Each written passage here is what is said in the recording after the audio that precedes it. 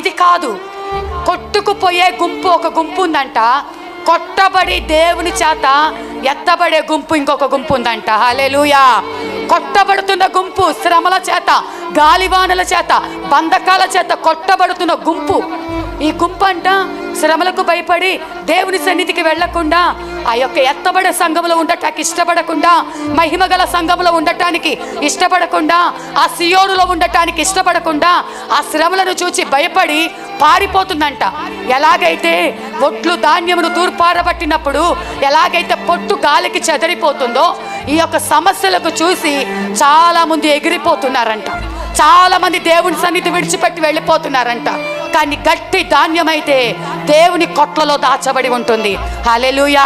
ఈ కొట్టబడి ఈ గాలివాన చేత, శ్రమ చేత, అప్పుడే ఈ గాలివాన చేత కొట్టబడి ఉన్నప్పుడే నీ గట్టితనం ఏంటో తెలుస్తుంది, నీ క్రైస్తవ్యం ఏంటో తెలుస్తుంది.